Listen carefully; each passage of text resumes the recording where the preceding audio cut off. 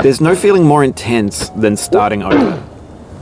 If you deleted your homework the day before it was due, as I have, or if you left your wallet at home and you have to go back after spending an hour in the commute. If you won some money at the casino and then put all your winnings on red but it came up black. If you got your best shirt dry cleaned before a wedding and then immediately dropped food on it. If you won an argument with a friend and then later discovered that they just returned to their original view. Starting over is harder than starting up. If you're not ready for that, like if you've already had a bad day, then what you're about to go through might be too much. Feel free to go away and come back. I'll be here. Alright, thanks for coming with me on this trip. I'll understand if you have to take a break at any point. Just find a safe place to stop and quit the game. And don't worry, I'll save your progress, always, even your mistakes. This game is a homage to a free game that came out in 2002, titled Sexy Hiking. The author of that game was Jazzuo, a mysterious Czech designer who was known at the time as the father of B games.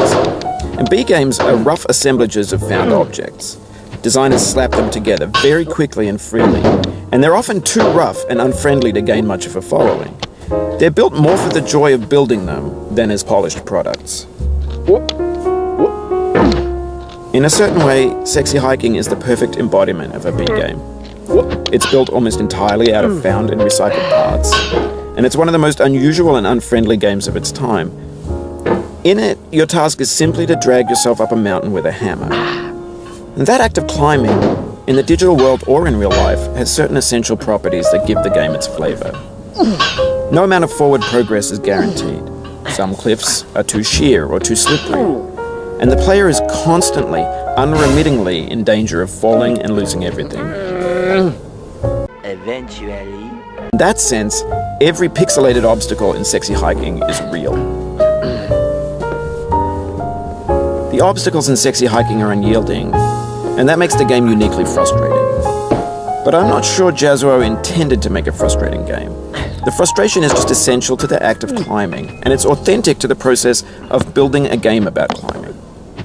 A funny thing happened to me as I was building this mountain. You have to say that you're fine when you're not really fine, but you just can't get into it because they would... And I'd build it, test it, and it would usually turn out... Day 2. ...can't change the world. Not without breaking it into pieces and starting fresh with new ideas.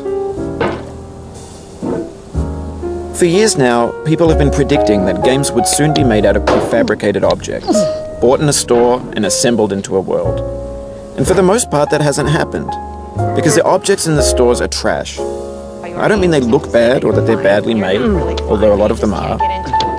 I mean they're trash in the way that food becomes trash as soon as you put it in the sink. Things are made to be consumed and used in a certain context, and once the moment is gone, they transform into garbage. In the context of technology, those moments pass by in seconds. Over time, we've poured more and more refuse into this vast digital landfill that we call the internet.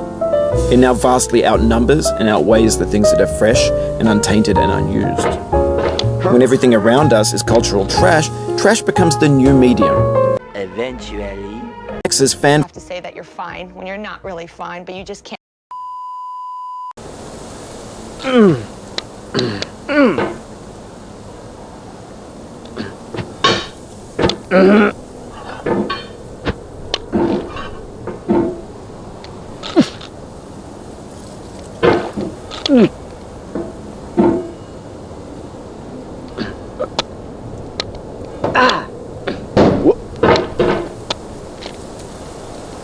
Say that you're fine when you're not really fine, but you just can't...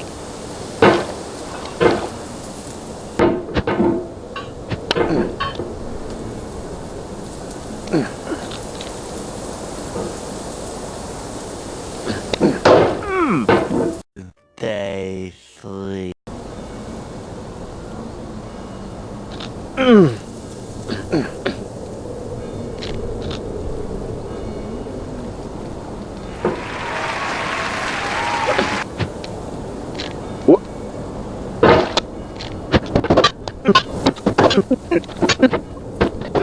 2,000 years later.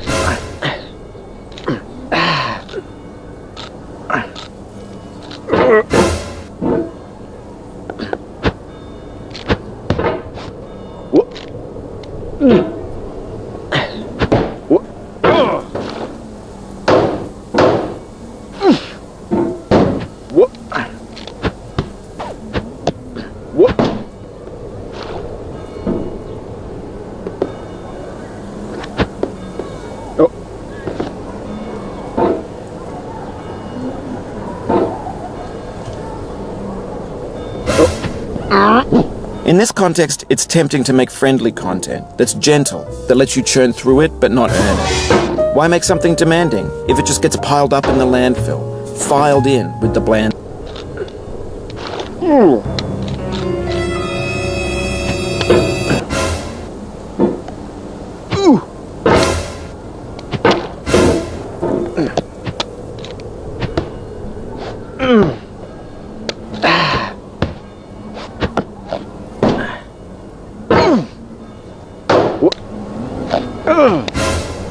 Oh, it happened again.